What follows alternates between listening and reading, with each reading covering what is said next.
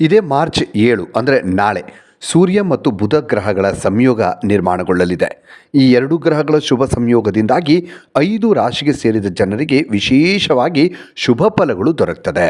ಹಾಗೆ ಈ ಯೋಗದ ನಿರ್ಮಾಣದಿಂದ ಯಾವ ರಾಶಿಯವರಿಗೆ ಆರ್ಥಿಕ ಲಾಭವನ್ನು ಹೊಂದುವ ಸಂಭವ ಹೆಚ್ಚಾಗುತ್ತೆ ಅನ್ನೋದನ್ನು ಈ ವಿಡಿಯೋದಲ್ಲಿ ನಾನು ತಿಳಿಸ್ತಾ ಹೋಗ್ತೀನಿ. ಗ್ರಹ ಮತ್ತು ನಕ್ಷತ್ರಗಳ ಸ್ಥಿತಿ ನಮ್ಮ ಜೀವನದಲ್ಲಿ ಬದಲಾವಣೆಗಳನ್ನು ಉಂಟು ಮಾಡುವ ಸಾಮರ್ಥ್ಯವನ್ನು ಹೊಂದಿರುತ್ತೆ. ಜ್ಯೋತಿಷ್ಯ ಶಾಸ್ತ್ರದ ಪ್ರಕಾರ ಗ್ರಹ ನಕ್ಷತ್ರಗಳು ತಮ್ಮ ಚಲನೆಯನ್ನು ಬದಲಾಯಿಸುವ ಮೂಲಕ ಅನೇಕ ಬಾರಿ ವ್ಯಕ್ತಿಯ ಅಶುಭ ಸಮಯವನ್ನು ನಿಯಂತ್ರಿಸಬಹುದು. ಹಾಗೆ ಇನ್ನು ಕೆಲವು ಬಾರಿ ಸಂತೋಷಕ್ಕಾಗಿ ಹೆಚ್ಚಿನ ಸಮಯ ಕಾಯಬೇಕಾಗಿ ಬರಬಹುದು. ಕೆಲವು ಸಂಯೋಗಗಳನ್ನು ಜ್ಯೋತಿಷ್ಯ ಶಾಸ್ತ್ರದಲ್ಲಿ ಬಹಳ ಶುಭ ಅಂತ ಕರೆಯಲಾಗುತ್ತೆ. ಹಾಗೆ ಇನ್ನು ಕೆಲವು ಸಂಯೋಗಗಳನ್ನು ಅಶುಭ ಅಂತ ಕರೀತಾರೆ.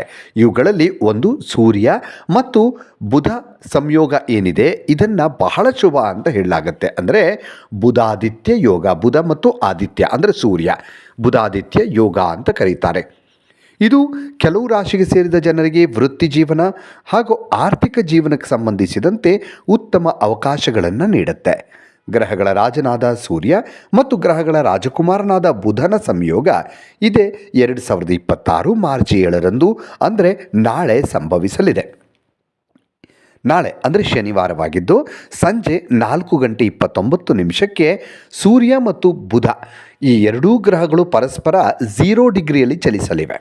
ಈ ಅವಧಿಯಲ್ಲಿ ರೂಪುಗೊಳ್ಳಲಿರುವ ಬುಧಾದಿತ್ಯ ರಾಜಯೋಗ 5 ರಾಶಿಗೆ ಸೇರಿದ ಜನರಿಗೆ ಧನಲಾಭ, ಸುಖ, ಸಮೃದ್ಧಿ ಮತ್ತು ಪ್ರೀತಿಯ ಜೀವನದಲ್ಲಿ ಪ್ರಗತಿಗಾಗಿ ಉತ್ತಮ ಅವಕಾಶಗಳನ್ನು ನೀಡುತ್ತೆ. ಆ ಅದೃಷ್ಟಶಾಲಿ ರಾಶಿಗಳು ಯಾರ್ಯಾರು ಅನ್ನೋದನ್ನು ನೋಡ್ತಾ ಹೋಗೋಣ. ಮೇಷರಾಶಿ. ಮೇಷರಾಶಿಗೆ ಸೇರಿದ ಜನರಿಗೆ ಸೂರ್ಯ ಮತ್ತು ಬುಧನ ಸಂಯೋಗದಿಂದಾಗಿ ವೃತ್ತಿ ಜೀವನಕ್ಕೆ ಸಂಬಂಧಿಸಿದಂತೆ ಉತ್ತಮ ಅವಕಾಶಗಳನ್ನು ಪಡೆಯುವಂತೆ ಮಾಡಲಿದೆ. ಕೆಲಸವನ್ನು ಹುಡುಕ್ತಾ ಇರುವ ಮೇಷರಾಶಿಗೆ ಸೇರಿದ ಜನರಿಗೆ ಈ ಅವಧಿಯಲ್ಲಿ ಸಾಕಷ್ಟು ಪ್ರಯೋಜನಗಳಾಗುವ ಸಾಧ್ಯತೆ ಕೂಡ ಹೆಚ್ಚಾಗಿದೆ.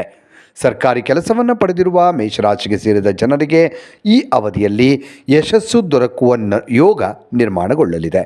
ಆದರೆ ಈ ಸಂದರ್ಭದಲ್ಲಿ ಮೇಷರಾಶಿಗೆ ಸೇರಿದ ಜನರ ಕೆಲಸವನ್ನು ಎಲ್ಲರೂ ಹೊಗಳ್ತಾರೆ ಮತ್ತು ಧನಲಾಭವಾಗುವ ಧನಲಾಭ ಅಂದರೆ ಹಣ ಹರಿದು ಬರುವಂಥ ಯೋಗ ಕೂಡ ಈ ಒಂದು ಮೇಷರಾಶಿಯವರಿಗೆ ಈ ಸಂದರ್ಭದಲ್ಲಿ ಇರುತ್ತೆ. ಇನ್ನು ಮಿಥುನ ರಾಶಿ. ಮಿಥುನ ರಾಶಿ ಸೇರಿದ ಜನರಿಗೆ ಸೂರ್ಯ ಮತ್ತು ಬುಧನ ಸಂಯೋಗದಿಂದಾಗಿ ರೂಪುಗೊಳ್ಳಲಿರುವ ಬುಧಾದಿತ್ಯ ಯೋಗ ಆರ್ಥಿಕ ವಿಚಾರಗಳಿಗೆ ಸಂಬಂಧಿಸಿದಂತೆ ಸಾಕಷ್ಟು ಲಾಭದಾಯಕವಾಗಿರುತ್ತೆ.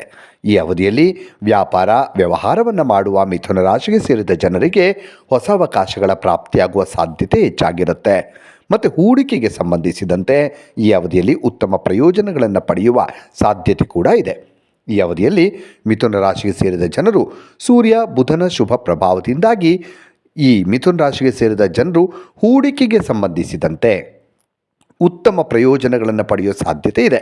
ಈ ಅವಧಿಯಲ್ಲಿ ಮಿಥುನ ರಾಶಿಗೆ ಸೇರಿದ ಜನರು ಕಳೆದು ಹೋದ ಹಣವನ್ನು ಅಥವಾ ಎಲ್ಲೋ ಸಿಕ್ಕಾಕೊಂಡಂಥ ಹಣವನ್ನು ವಾಪಸ್ ಪಡೆಯುವ ಸಾಧ್ಯತೆ ಕೂಡ ಹೆಚ್ಚಾಗಿದೆ. ಹಾಗೆ ನಿಮ್ಮ ಅಪೂರ್ಣ ಕೆಲಸಗಳು ಈ ಸಂದರ್ಭದಲ್ಲಿ ಯಶಸ್ವಿಯಾಗಿ ಪೂರ್ಣಗೊಳ್ಳುವ ಯೋಗ ಕೂಡ ನಿರ್ಮಾಣಗೊಳ್ಳುತ್ತೆ. ಇನ್ನು ಸಿಂಹರಾಶಿ.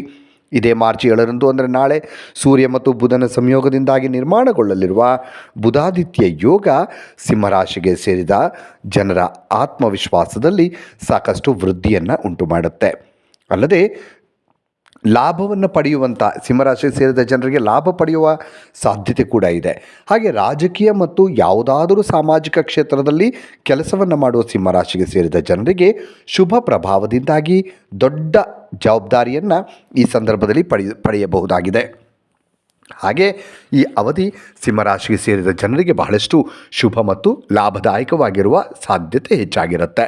ಇನ್ನು ತುಲಾರಾಶಿಗೆ ಸೇರಿದ ಜನರಿಗೆ ಸೂರ್ಯ ಮತ್ತು ಬುಧನ ಶುಭ ಸಂಯೋಗದಿಂದಾಗಿ ನಿರ್ಮಾಣಗೊಳ್ಳಲಿರುವ ಬುಧಾದಿತ್ಯ ರಾಜಯೋಗ ಆದಾಯವನ್ನು ಹೆಚ್ಚಿಸೋದಕ್ಕೆ ಹೊಸ ಮಾರ್ಗಗಳನ್ನು ಪಡೆಯುವಂತೆ ಮಾಡುತ್ತೆ. ಹಾಗೆ ಈ ಅವಧಿಯಲ್ಲಿ ತುಲಾರಾಶಿಗೆ ಸೇರಿದ ಜನರ ಆದಾಯದಲ್ಲಿ ಹೆಚ್ಚಳವಾಗುವುದರೊಂದಿಗೆ ಮತ್ತು ಆರ್ಥಿಕ ಪರಿಸ್ಥಿತಿ ಸಾಕಷ್ಟು ಬಲಗೊಳ್ಳುತ್ತೆ. ಸೂರ್ಯ ಬುಧನ ಈ ಶುಭ ಸಂಯೋಗದಿಂದಾಗಿ ಕೆಲಸದ ಸ್ಥಳದಲ್ಲಿ ನಿಮಗೆ ಹಿರಿಯ ಅಧಿಕಾರಿಗಳ ಸಂಪೂರ್ಣ ಬೆಂಬಲ ಸಿಗುತ್ತೆ. ಅಪಾರವಾದ ಧನಲಾಭವನ್ನು ಹೊಂದುವ ಯೋಗ ಕೂಡ ನಿರ್ಮಾಣಗೊಳ್ಳುತ್ತೆ. ಇನ್ನು ಧನುರಾಶಿ.